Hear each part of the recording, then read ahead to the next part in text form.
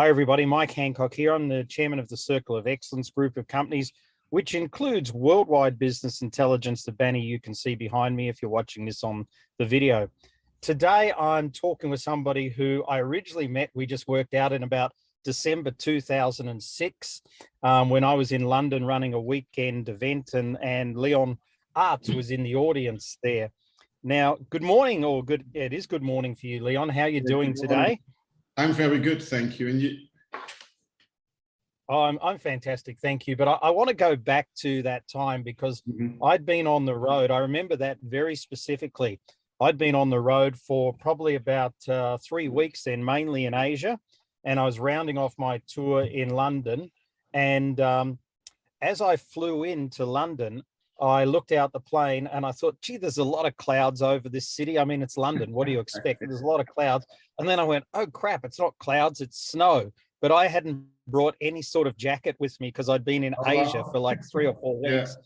So I just literally had shirts, and I got off the plane, and Glenn Carlson, who you know, who was my promoter there, picked me up and said, where's your jacket?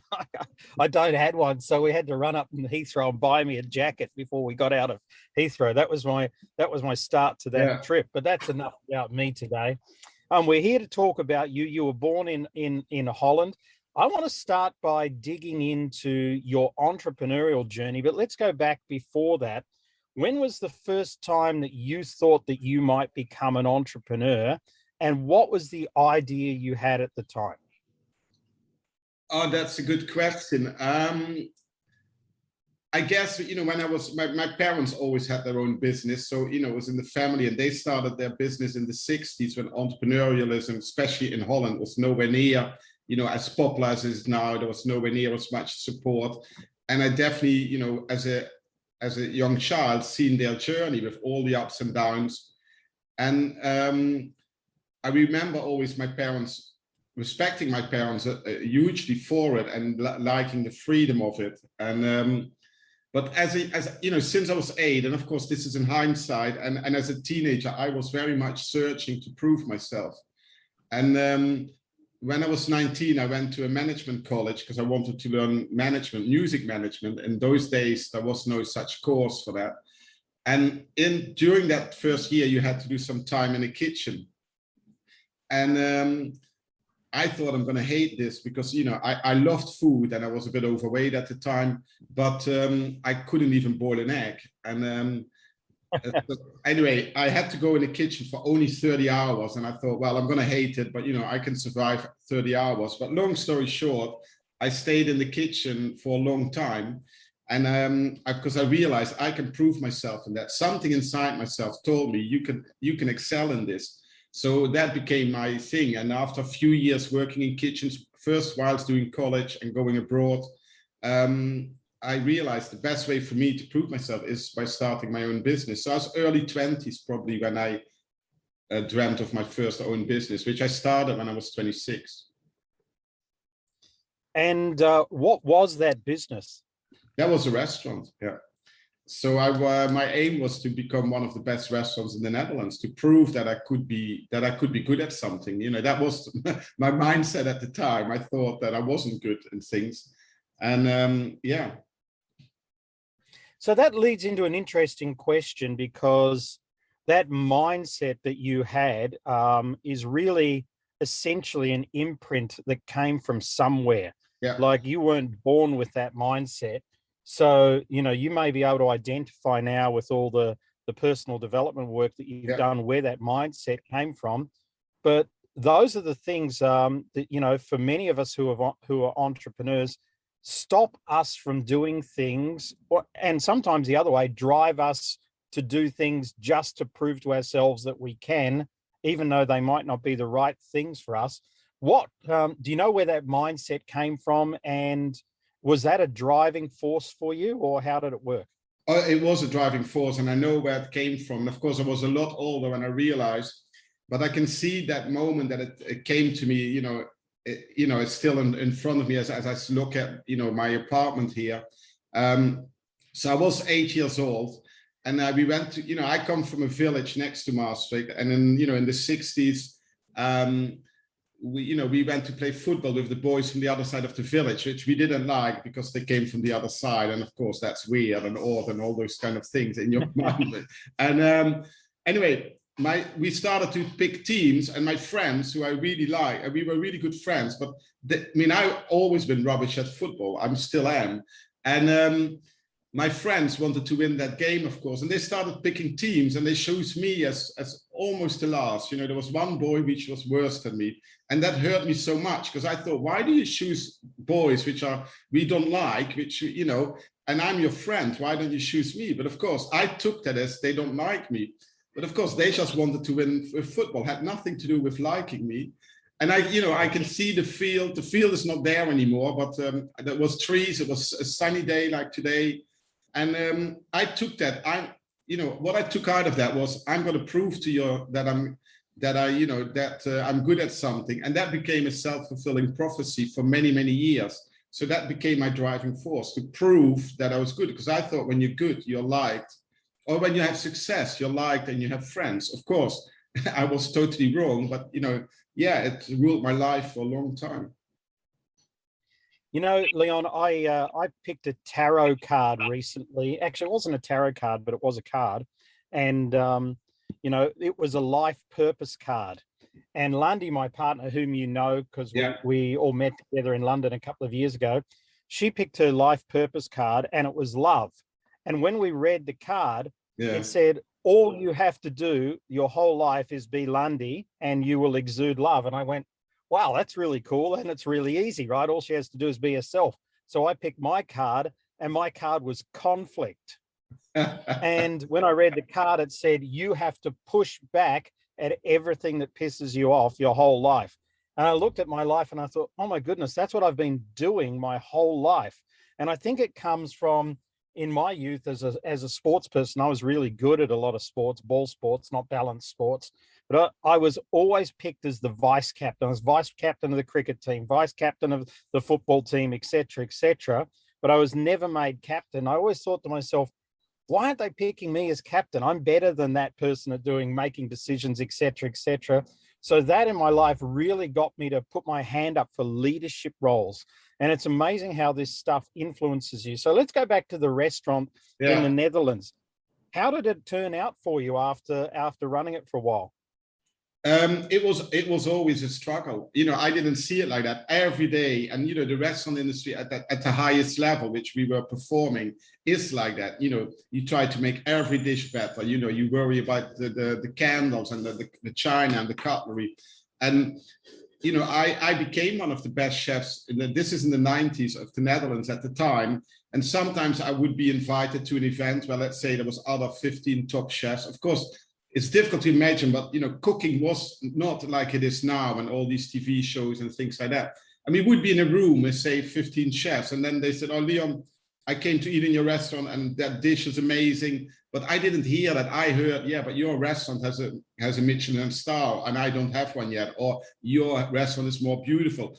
Totally forgetting that I was doing it with my own money, on my own back, while the other guy might be the head chef in a huge 5-star hotel where money was no object. That's not how I looked at it, because of course you had to be better. And so that drove me. So you were never ever happy, because I tried to be someone who I was not. And when did that all change for you? And what was the pivot point? So it changed, after my restaurant. I had another business, but it changed in the restaurant, because I always say, when people ask, I don't have an addictive personality. I've never been addictive to drugs or alcohol or anything like that. But this is, in a way, it's similar, because once you prove yourself in one thing, you have the need to prove yourself in something else. So 2.5 years into my own restaurant, the two best chefs of the Netherlands, kind of the godfather of Dutch haute cuisine, came to my restaurant to eat. And they asked me what age I was. And I said, so I was, I think I was 27 at the time. And they said, so I said 27. And they said, wow, then you're better than we were at that age. Of course, they couldn't have given me a bigger compliment than that, because I thought, hearing that from Cass and Robert. And in hindsight, in my mind, chefing was over, because I've proven it. It wasn't about being full every night, making a lot of money. financially we were struggling because, it is at that level anyway. But for me, it was about proving myself. And then in hindsight, I know that I lost the interest for chefing then, and it became in a struggle. And then we gave up the restaurant. And then, a few years later, I felt I had to prove that I could be a good businessman. I felt I'd proven that I was a good chef, but I hadn't proven the business side of it. So of course, that opportunity comes my way. And I lived in England before, so my restaurant was in Holland. And I find this opportunity to come to England and to start selling fine foods to the top restaurants in London. So what do? You move your family from Amsterdam to London and start a business. That's just what I did without thinking a lot about it. That all happened in like a month. And right. Because I wanted to prove that I had a good business. And only after 5 years of that business, I realized, and actually that was at EBS Masters, I realized that I was trying to prove myself. Yeah. And I think a lot of us listening to this call feel this as well. And I know, Lundy's father, who reached the top of his industry, which was in financial services, he was given the biggest award in South Africa, always ingrained on her as a child. Whenever you're at the top, step out. Whenever you've got, and it's hard to do. So I know, like at the Global Speakers Summit in 2018, which was held in Auckland, which has speakers from all around the world. There was like 25 countries there, et cetera. I won every award, and It was embarrassing. The first time they called my name out, I was like thrilled. Then came the second one. I'm going, oh crap, okay. And then I went up, and then came the third one, which was the third award, and then I got that as well. And the third one, I felt embarrassed. I was actually embarrassed getting up off the chair. And after that, we said no more. If anybody nominates us for any more awards or anything that we know about, we're not accepting, because we just felt it was enough. And I know that one of our clients, you don't know him, Leon, but many on this call do, Elias Canaris, in the speaking world, he became the global speaking president. I mean, it's $1 billion industry, and he was at the top of it. So the year after he became president, he said, I'm getting out of the speaking industry. I've done it. I reached the top. There's nothing more for me, right? So, and that's a hard decision to do, because you get addicted to the lifestyle or the awards or the fame, or call it what you want, or the money for some people, depending on the industry. But, if you're a rugby player or a sports person, there comes a time where you're just not needed anymore. Doesn't matter if, Michael Jordan wouldn't get a game these days. So how did you reframe your own life and then get this idea, which was in many ways to feed the world? Where did that come from? Well, so I went to London, started a business, and grew that. We doubled our turnover for 5 years, every year. I just set a target and we went for it. I remember after a year, I wanted to grow my business, and I spoke to my accountant, how we're going to finance that. And he came up with some ways to finance the growth of the business. And I never thought about it. And he said, so what do you think your turnover next year? And I hadn't thought about that for 1 second. So I felt this number coming into my head, and I mentioned that number. So he said, okay, this was 2002. I don't think you could get away with that nowadays. But a year later, almost to the pound, we did that number. And that made me realize, oh, wow, you got some skills different than, shopping a vegetable. And I always known that I've been intuitive. My mom, who passed many years before that, was like that as well, and my grandmother. And but of course, when you get into your head, you forget about that. So that was sort of the beginning of getting back to that. And then when I was a chef, I was very intuitive. I used to put a plate on the pass and the waiters picked it up. I knew what the people were going to say about it.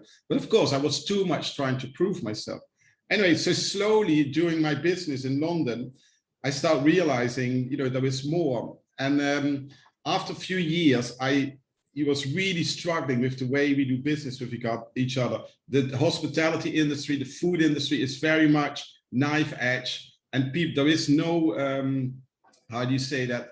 There's no generosity, or, there's no when they can get products somewhere else for a pound, a kilo or cheaper, they leave you, although, you've been working with each other for years. And that's the way we do business with each other was totally not aligned with how I was. And I always thought, because, remember, I thought I wasn't good enough. I thought it's me not understanding it. All these people think it's normal. It must be me. And one day, and that was August 2007, when we were in Bali doing, the EBS. So I went to EBS because I won the previous one together with Daniel, as you remember. And Yep. I was sitting there, and I was, 7 mentors, 12 business people like myself from all over the world trying to make your business better and bigger. And my head just said, you don't belong here. You're not good enough. You don't belong.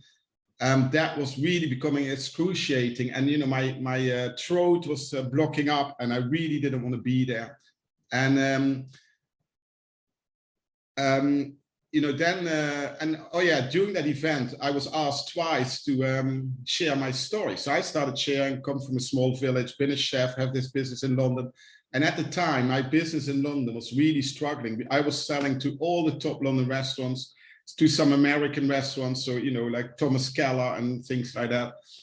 But we were really struggling. Things were going wrong. And, the universe normally gives you first gives you a warning, then a slap in the face, and then it's the juggernaut. And I could feel the juggernaut coming. And I knew for a long time that I had to get out of that business. Anyway, during that twice that all of you asked me, share your story, I started thinking, why do they want to hear my story? What? And everyone loved it. But of course, I was the only one who didn't. And then I realized on the way home, actually, on the plane home, which had many, many delays, and I gave myself a present to fly business class at the time. And so I had a lot of time to think, and I realized, Leon, why, that you can achieve anything you want. Why are you then unhappy? Why do you make it so difficult for yourself? Because I felt every time when I came to success, I broke it down. It's almost as if I didn't want it. And of course, internally, I did want it. So basically, I came home and I said to my wife, we're going to stop with the business. And the only thing she said was yes, because she understood. Of course, later we spoke about it more. So this was a Sunday. On the Monday, I rang my accountant and said, financial director, sorry, who was part-time to us. I said, Gary, we need a chat. And, he was free the day later. And I said, I want to stop. And he said, don't be silly. Why? And I explained a little bit to him. And he said, no, give me a year. We sell the business and you can make actually very good money. And I said, no, I had enough. I can't do this anymore. And 6 weeks later, we closed the business because we didn't sell it. We didn't find someone so quickly. And this is people always ask me, what's the one decision that you made that changed your life? Then I tell this story. It is not one decision. It's, it's a journey, but people want to hear that. And to be honest, that was the best decision I ever made. So I lost, honestly, millions of pounds because what my business would be worth if you hadn't made the sales ready. And I ended up with not a lot, but I could be me again. And it wasn't till after we closed the business, when people started ringing us, that I realized how good our business was. We never realized because we were always fighting to be better and, in the struggle. And so this is 14 years ago.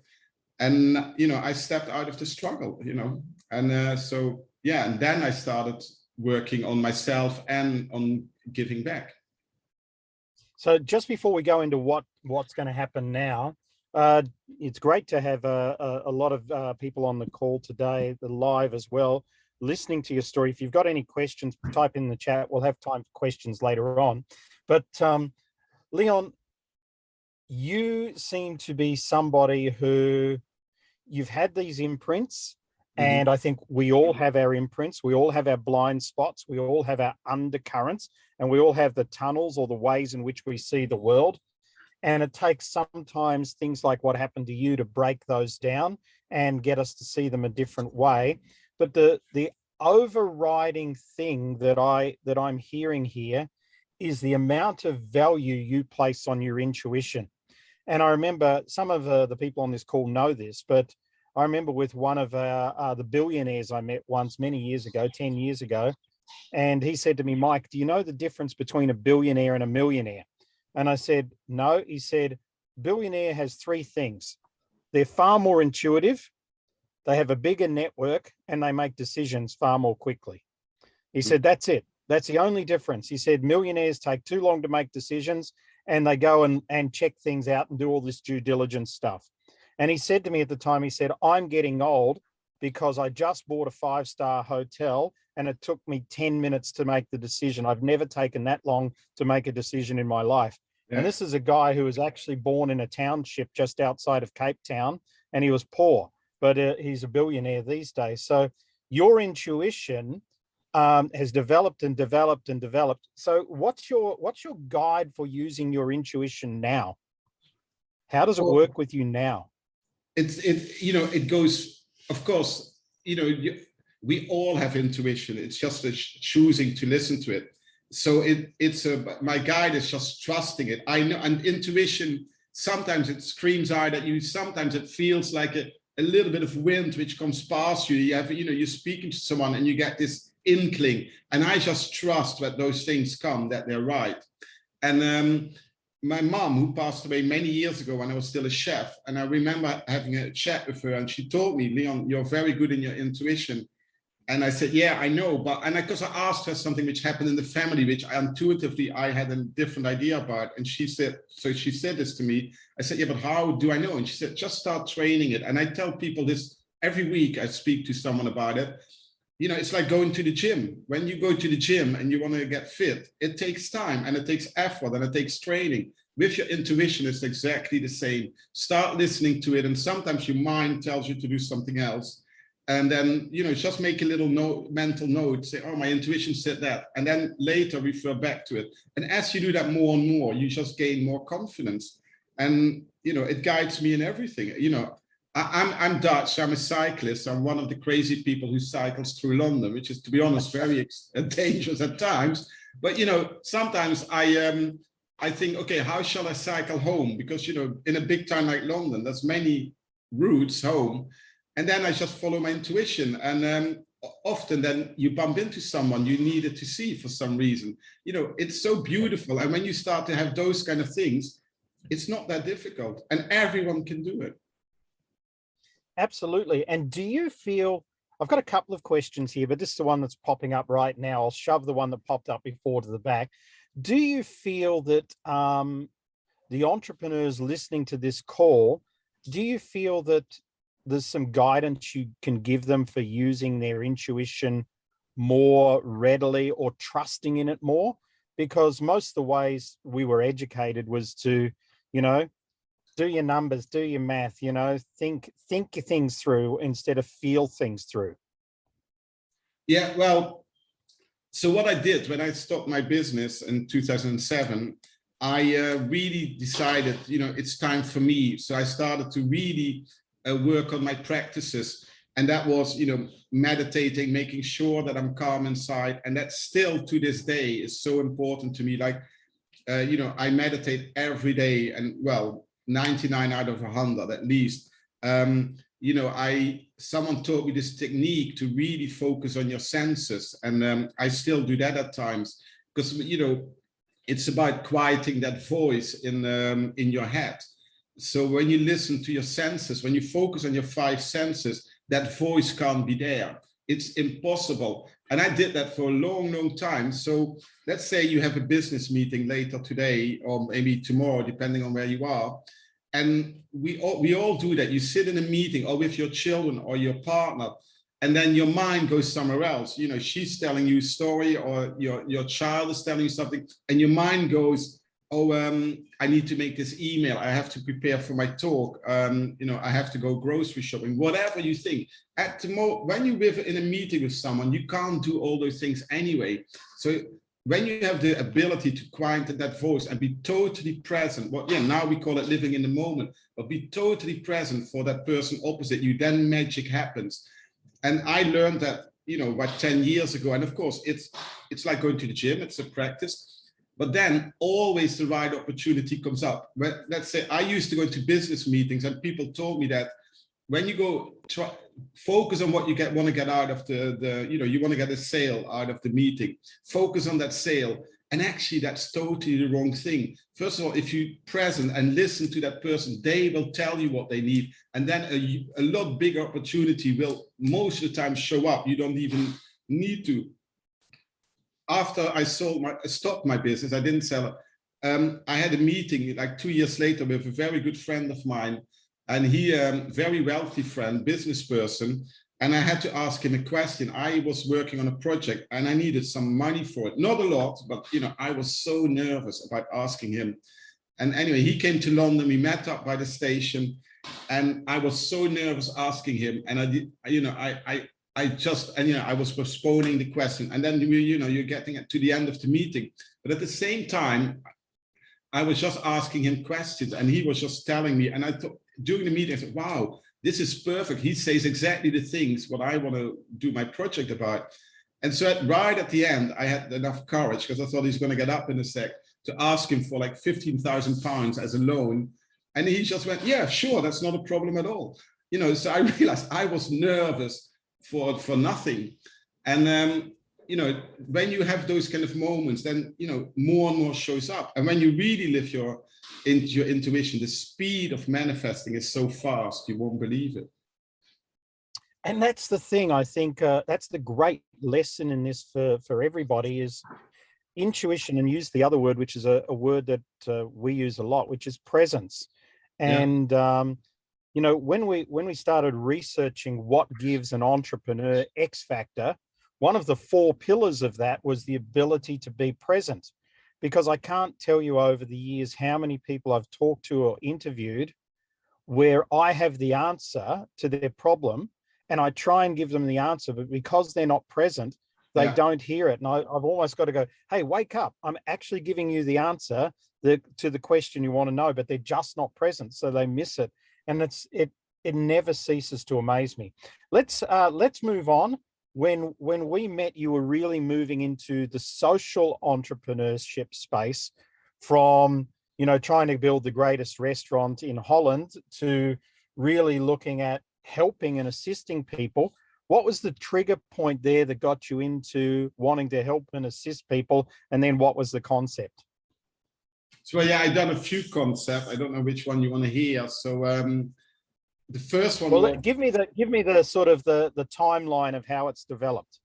So I stopped the business in 2007. In 2009, of course, I had a few other ideas, but I started a social enterprise called Fill the Cup, where we started to raise funds for children in developing countries through the power of sharing a meal, where every time when you would buy a meal for yourself, you would pay 20 pence, 25 cents extra, and you would feed a child in a developing country.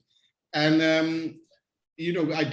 after a year, I was contacted by the World Food Program. I thought, because they do that kind of thing, that would be after a few years, and they contacted me. So that became in Holland a very popular concept. Now, now we have more of those, but 10, 11 years ago, there was hardly anything doing it. And I learned a lot, and that we got stuck a lot. The World Food Program wasn't supporting us. They wanted us as volunteers to do great, and they were very happy, but it's too bureaucratic and political. And so I learned a lot. We did that for 5 years. It came to a national end, and then my next project was I don't know where you all are in the world, but the refugee crisis, which we started in 2015. There was a big refugee camp in Calais in France, right where the Eurotunnel is to go to England. And I was asked to go and help there. And that was, the universe conspiring. I met a guy a few months before that, just once in a house. We had a chat, and a few months I wanted to help with the refugee crisis, and I was figuring out what to do. I had some time. And all of a sudden, I have a Facebook message from this guy who I met once saying, Leon, we want to start a kitchen in the jungle. That's the name of the camp in Calais. And we thought of you to help. And so I sent him a message back, sure, Jonathan, what can I do? And then I realized he didn't know I used to be chef. So I messaged him back and I said, Jonathan, did you know that I used to be chef? And he said, no, we had no idea. So we go, ha, ha, ha. 2 weeks later, I land in the harbor of Calais. And yeah, that changed my life. We can talk for a few hours just about that. I did a TED talk on this, and I said it was like going back to the Middle Ages. The camp was built on a tip. There was 6,000 people at the time, which grew to about 11,000 within the next 6 weeks. And I thought I got a few weeks time, we go and cook for a few weeks, and then the government's got their act together and all this will be over, which, well, we know it hasn't. But I was there, and someone bought a marquee, and we put 3 burners on the ground, and we thought we we're going to do like 200 meals a day and have a bit of fun and connect with the refugees there. And yes, you know, within 2 weeks we were doing 1,100 meals a day, and that was really to capacity, breakfast, lunch and dinner, working very hard. The most amazing things were happening, but it was tough. You know, there were 16 nationalities in the camp, which is, you know, a challenge by itself. The normal refugee camps have 1 or maximum 2 nationalities, so there was a lot of problems within the refugees as well historically. And I walked around there one day, and I thought, we were doing 1,100 meals a day, which was only a drop in the ocean. There was hunger. The camp was deemed illegal, so there was many problems. And I was walking around, and I thought, you're not here to cook. Everyone can cook. I want to do more. I want to feed everyone. And I heard this voice, and this is not a spooky story. You know, yes, I heard this voice, and I was walking really on my own through the, you know, deeply into the camp, and said, you know, because I thought I want to feed everyone, but then you go, how do I do that? And I heard this voice, don't worry, everything will come. And so I went home, and I just started to connect. So first of all, I called, there was 3 little kitchens in the camp, like ourselves. And I called all of them together, and I said, I want to feed everyone. We do great work, but it's not good enough. There's hunger. You know, we opened the flap, so, you know, the tarpaulin of the marquee, when we opened, and there was a long queue of people. And then, you know, when the meals were gone, you had to close it. That's the hardest thing ever. You have to say, I'm sorry, we have no food.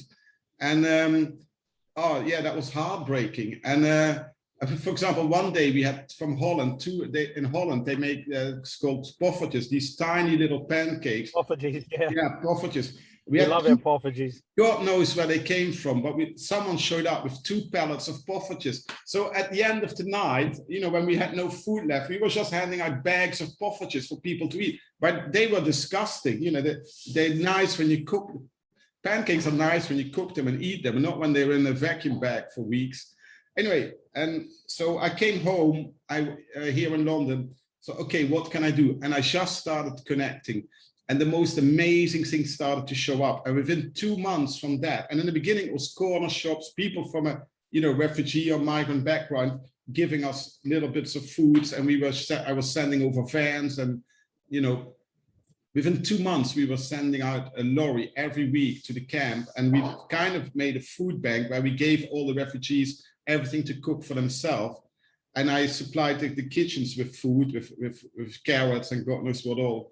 And yeah, that was amazing. And we needed like £20,000 a week to do that. And that came through people like all of us donating. And that all went through Facebook. You know, I'm not big on social media, but it went all through Facebook.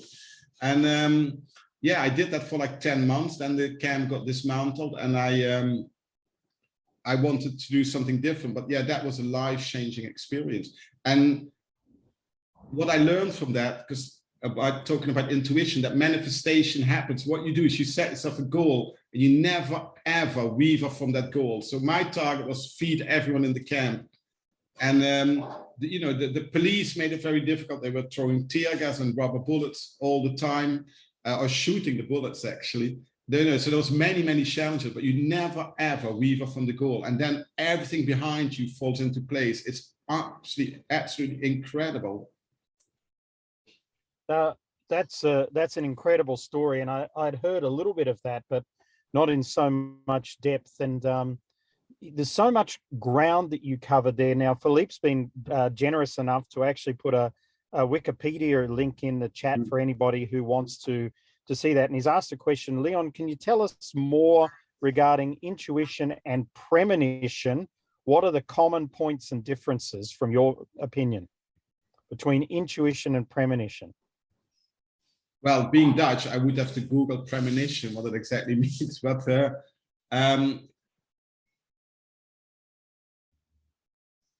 well, basically, it's all within us. It's not something outside of us. You know, I always feel it coming in like this, and but it is, intuition is knowing something which we think comes from another place. And of course, in many, many ways it can be explained, which, you know, is probably not right for this call, but for me, it's about being as still as possible, finding that balance within, and taking out all the distortion which we have in our life. And God, I had enough distortion in my life, and telling myself for a long time that I wasn't good enough. So, you know, what you said about Landy just being love, which we all are, we're all just love. So basically it's about going back to that and making sure every day you work on it. And when you don't listen to your, sometimes, and I have those situations, and I don't listen to my intuition, then, you know, don't be hard on yourself, and just make a mental note and go back to that place of calmness. For me, everything is energy. Everything is energy. So one book I read about 5 years ago is called The Surrender Experiment by Michael Singer. And he actually started a billion, well, without him realizing, but it became $1 billion company. And when he was he's in his 70s now, but when he was a student in, let's say 20 in California, he made this promise to himself, he would surrender to everything that shows up in your life. So when whatever happens, surrender to it. You know, we with our minds think often that things should be another way. But when you surrender to whatever happens to you and go with the flow, then, you'll find out that the universe, the divine, God, whatever you call it, knows better than we do. And the way I see it is, whether it's premonition or intuition, you know, my first charity, the one with the children, I always said that was not my idea. That idea came through me. When I did Kelly, I just had to be open. For example, we started giving food to the refugees so they could cook for themselves, but of course they had no way to cook. And all of a sudden, out of the blue, people from Ireland, which is, you know, quite a trek from Ireland to France, said, we want to give you 10,000. Oh no, they gave us 1,000 little wood burners, and we already had the wood, so we could give every hut in the camp, every tent, a wood burner, and supply them with wood so they could cook the food we gave them to cook. And that just showed up. We had no idea how we were going to do it. And all of a sudden, and you know, in my next charity, which I started because of COVID, it went even faster. So you just have to get out of the way and let the universe, the energy come through you. Because I'm sure, Mike, you spoke to your people about everything is energy, and never, ever forget Absolutely. that. Absolutely. And I think we'll pick up the next charity in a second. We've got some great stuff going on the chat here. So this is from the Tao Te Ching. When the student is ready, the teacher will appear. When the student is truly ready, the teacher will disappear. I like that, Andrew. That's fantastic. Yeah. I've read the Tao Te Ching a long time ago, but I'd forgotten that. And then sometimes you just have to jump and grow wings on the way down. That's fantastic. And the other one is, which actually led me on a journey where I met you and I met everybody on this call, is my old boss said to me, sometimes you've just got to grab onto somebody's coattails and go for the ride and see where it takes you. And that's a good bit of intuitive knowledge as well. But as a bridge to my next question for you, one of my mentors is a guy called Terry Rogers. He was the chairman of IBM Asia Pacific on the Saatchi and Saatchi board worldwide. And in fact, I was speaking with him yesterday. He's 81 years old now, retired, lives in the South Island of New Zealand. I was chatting with him yesterday by actual phone because he's old school. And Terry told me once, Leon, he went to his aunt's 94th birthday. And at the time, his brother was the chairman of the BNZ Bank, which is the Bank of New Zealand, which is a big role. And at the time, Terry had taken 5 years off with his wife at the time to sail around the world in his 75-foot yacht. And his brother said to him at the birthday party, his brother said to him, Terry, you've never made anything real of your life. You've got bugger all money compared to me. You've had all the same opportunities, you know. All you've done is flitted around the world and worked for this and that company, and now you've invested your money in this yacht, and now you're going sailing. You know, you're 65 years old at the time or something like that. When are you going to grow up?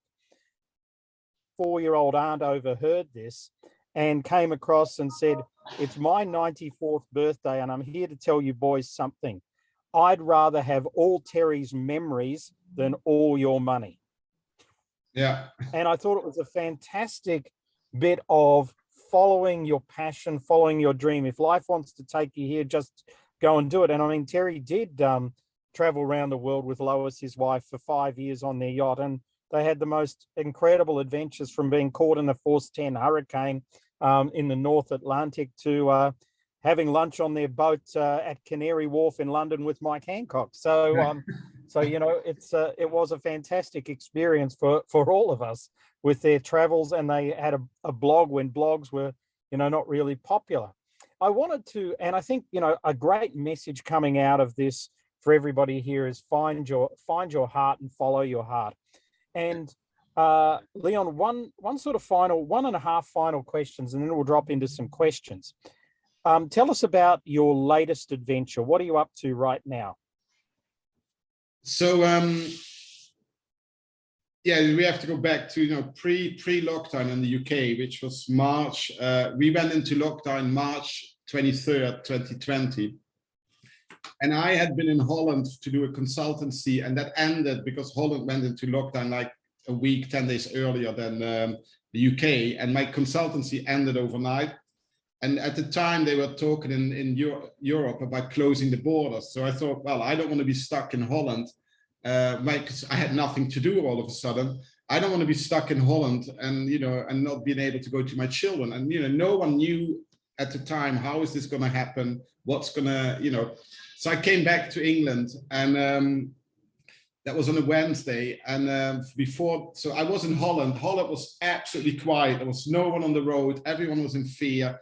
And I land in London, come at King's Cross with the train, and the station was almost like normal. And that was the surrealest experience ever. And then I heard this voice saying to me, Leon, you have to do in London what you did in Calais. And I understood straight away what that meant, because I could see that London would go hungry. You know, my old industry, the hospitality industry, many workers come from all over. They live paycheck to paycheck, or here in the UK, many people still get paid weekly. And, you know, of course, they send lots of money home to wherever home is for them. And, you know, the hospitality industry can be scrupulous. So I came home and I put a post on Facebook. I said, I'm going to start something called Compassion London. London will be hungry. All these restaurants will be closed. All the chefs at home. If we work together, we can feed thousands of people a day. So who has a kitchen for us? And 2 days later, I'm in the kitchen. Someone said, well, you can have mine for a bit. And, you know, all of us thought this is going to last 2-3 months. And that was on a Friday. I said, yeah. And then I put a post on Facebook. Okay, we got a kitchen. Who likes to help? And some people, you know, some chefs, some people I didn't know came and helped. And we started cooking on March 25th, 2 days after lockdown. And my thing was just thousands of meals a day. That's what I was focused on. And we did. Within 2 weeks, we were cooking 2,000 meals a day. The more people just started showing up. It was really build it and they come. Honestly, it was like that. So that was called Compassion London. We were active for 14 months. In 14 months, we did all volunteers, 650,000 meals. All surplus food which otherwise gone to waste, surplus food, but that's a different story. By the way, there's nothing wrong with it. It can be surplus for many reasons. Within, you know, we had 6 kitchens in those 14 months. Now I'm still doing something similar. I'll come back to later. But I knew from the moment I met the person who owned the first kitchen that was only temporarily. I knew that you know, something wasn't right there, but I also knew I needed to start. And yeah, that became very difficult in that kitchen. But After a week, someone said to me, someone who I know from Cali said, "Wow, Leon, this is amazing. This should go to Wembley Stadium. Would you like that?" I said, "Yeah." And her sister-in-law knew people in the FA board. So, you know, the FA board, the Football Association, owns Wembley Stadium. And I said, "Yeah, sure." So a week later, so we were only 2 weeks old. There was no structure. You know, we had a laptop and we had a one sort of website page, and you know, it was still all very ad hoc, which I, by the way, love. And you know, there was no one on the streets. London was deserted. You could drive from one side of London to the other side in like 45 minutes. Well, normally you do about 3 miles. And anyway, the demand was huge. So I go to Wembley Stadium and meeting up. Of course, the FA board wanted it, but of course, Wembley Stadium, that's a corporation. There's hundreds of people working there. Met up with one of the top people there and the guy who runs the catering company, which is a huge global catering company doing all the catering in Wembley, which is a massive operation. And they showed me around, and they didn't even turn on the lights. Wembley, this 90,000 stadium, was absolutely empty. There was only security guards, and they didn't even want to turn on the lights. So after an hour, they showed me around, asked many questions. They said, "Leon, it's a great idea, but it's not going to happen." And I just saw the opportunities. Lots of kitchens, but we could have maybe the big one. And they said, "It's not going to happen." And you know, I didn't prepare this. By that time, I was very, well, angry is probably the best word. I didn't show it because I just saw the opportunity. And these men, they just wanted to go home on furlough, being paid and not doing anything. And I said, "Yeah, but you organized the Live Aid in 3 days, didn't you?" They said, "Yeah, we did, but that was a different time." I said, "Yeah, exactly. There was no WhatsApp, no mobile phones, no internet." I said, "That was difficult. This is easy." And they said, no, it's not going to happen. Then they send us an email because, of course, the FA board was on my side. And but of course, in the corporate world, no one can overrule anyone. And they send us a whole list of things we had to do, things which only established corporations can do, like health and safety documents, legal documents. We didn't have anything of that, although we did everything the way it should be done. Anyway, a month later, after lots of, well, difficult things with them, we moved into Wembley Stadium. And in that time, we did like 130,000 meals in 1 month from that kitchen. And then Wembley had to open again for football because, you know, give the people bread and games. So that was, the government wanted that. So, and that really made my organization. And in that year, we used over 500 volunteers, who not all at once. And I only knew 5 of them before I started it.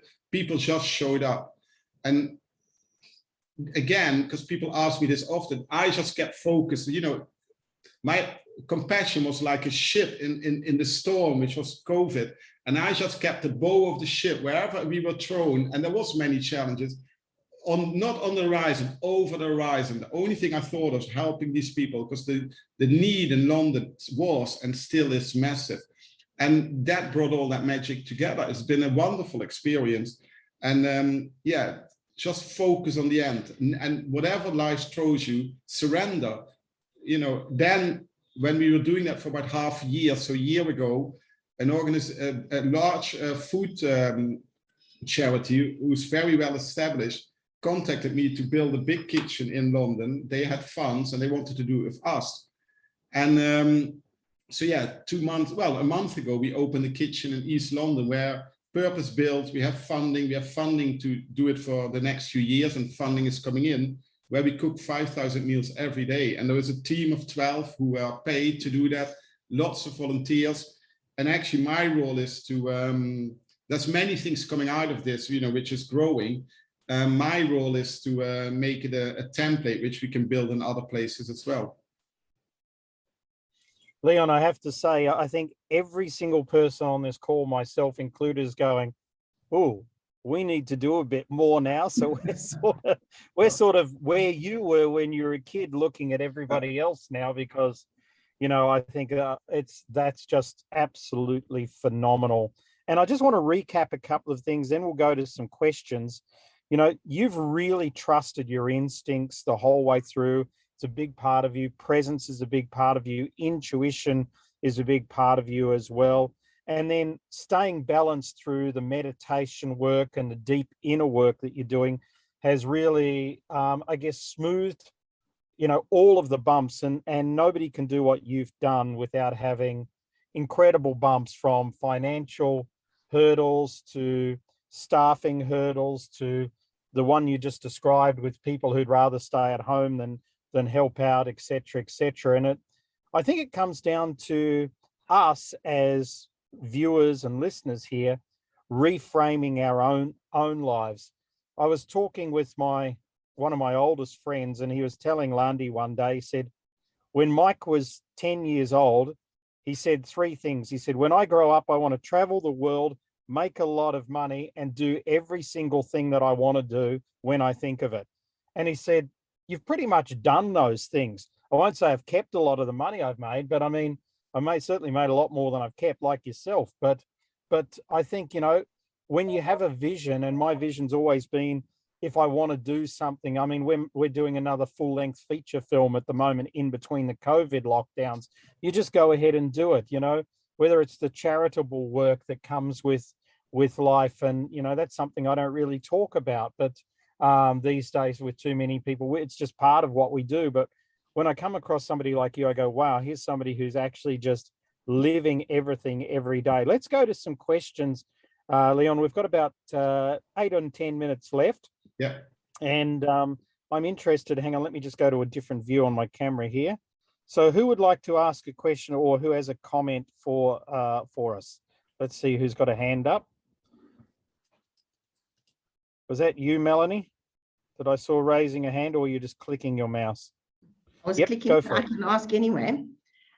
So Leon, thank you so much. I loved your share and I loved what you were doing. So my question is, what's next? Because once you achieve something, then you move on to something bigger and different and better. Do you have a plan for something that's next? No, my plan is the organization. So since many, many years, I have a salaried role, which is quite weird, but I'm also very happy by that. No, my role is, I never planned it like that. I never have. It's not like I already know what's next. I feel that I'm 55 now, and that, I don't want to change projects all the time anymore. I've done enough of that. I want to make this project really large. And I feel and this is, of course, I feel almost as if for the first time in my life, I really have the perfect team around me to do that, and the support. And that doesn't mean anything about the past, but there's an amazing fundraising team in this organization, amazing marketing team, people's team, the founders and the board have amazing connections. So we are extremely well funded, and I want to grow. I said to them, if you want me to run this one kitchen, then I'm not interested, but that's not what they want. We want to build more of these kitchens, but also I have other ideas how, this is a longer story, but it's not, so the Felix Project, who I work for now, is London's largest surplus food charity. And they repurpose surplus food and they give it to other charities. The cooking is new to them, but so they give food to charities who then give it to the people in food insecurity. But that's often just giving the food, but that's not really what most people need, because they might have many challenges. They could be homeless, they could be mental health issues, living in poverty. So we're really working, and I leave that out for now, but on many ways to improve that. And one of my big dreams is still to have in London 4 or 5 massive social eating spaces where we repurpose surplus food, where anyone can eat. All of us on this call, who just take for granted that we can all afford it. And then people who can't afford it, we go to the same place. We have a great meal for not a lot of money. And where people who can't afford it eat absolutely for free, but they get exactly the same experience as we do. This is an idea which, there's a time I learned many years ago in Belo Horizonte in Brazil who done it. And I really wanted to do that since my Keller days, so since 2016. And I never found the resources to do it. And of course, it wasn't the right timing, but now it is.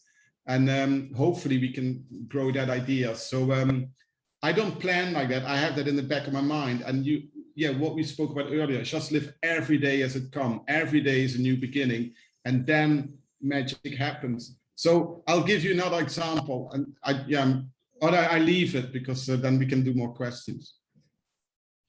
Yeah, well, that's, I mean, you intentionalize things, Leon, and I think that's the really big point. And the other thing is that, you know, through the work that you've done, you've already built a substantial network as well. And the value, your network value is very, very high also. Do we have any other questions that anybody would like to ask Leon?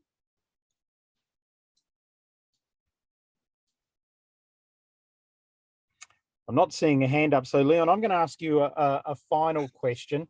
Mm-hmm. And my final question, I want to thank you so much for being on our call today.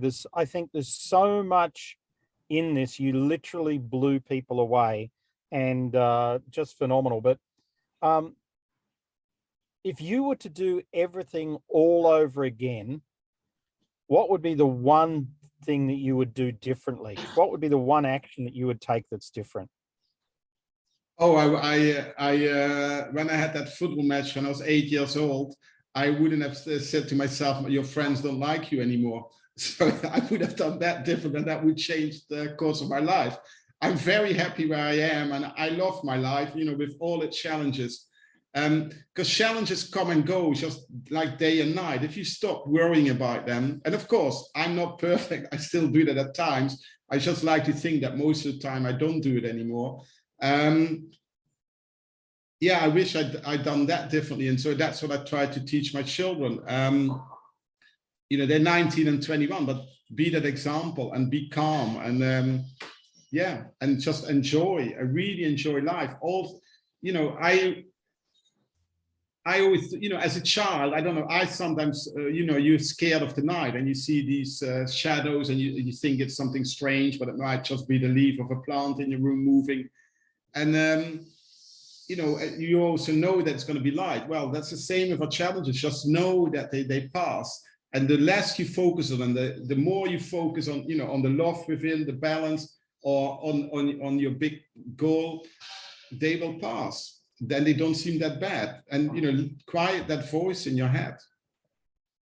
Absolutely. Now, Leon, you've got a couple of people here. By the way, you've got people on the call here from Sweden, India, South Africa, Australia, New Zealand, Malaysia, I saw on the call before, and Ireland that I can see so far. And Linda says, we share so many touch points. You've nudged me today to continue moving forward towards my vision through surrender and flow. Matthew said, thanks so much, Leon and Mike, for this session and all the good stuff that you do and continue to do in our world. And Moira's got a great question here. I'm interested in Leon's take on intuition and the planning / structure balance. So the balance between intuition and planning for success. Let's make that the last question in the last minute of our call. Well, that there is not really planning for success. It's basically what we said before. You know, take everything as it comes. And you know, in Chinese wisdom, they say, you know, there you have the 5 energy. Everything starts with why, and then what, who, when, where, and why, and then how. Sorry, how is the last energy, and that. Why? How did Chinese know this? Because they studied nature for thousands and thousands of years. And when you look at nature, you know, everything goes in cycles. Summer never comes before spring. Winter never comes before the summer. So if you realize that and you follow those energies, then you know, life flows. So when you're stuck in your project, in your life, go back to why. And then when you have that, go back to the what. And, you know, sometimes you will do those first three energies over and over again, but you will progress. I'm not good at the how. That's not me at all. But I know that people around me are very good at it and they actually love it. I still don't really understand how you love detail and spreadsheets and things like that. But people actually do, and they are as important as we are. So trust that. So yeah, of course, and also about planning, you know, let's say you want to start a business and those 12 steps from first getting the money or your partners, And then you have to know the steps, but you don't go to step 2 till you've done step 1. You need to know all the steps, but there's no need to do it. People around me often say, yeah, but Leon, we need to do this. I said, I know, but that's step 7 or 8. We're not there yet. We haven't even done 2 yet.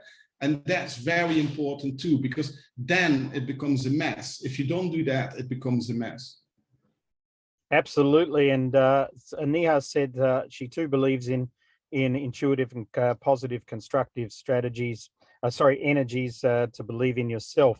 And just let's wrap up here by, I think there were 2 great bits of advice, and it's definitely in all of our teachings, Leon, that you can't put step 6 before step 2 or step 8 before step 2.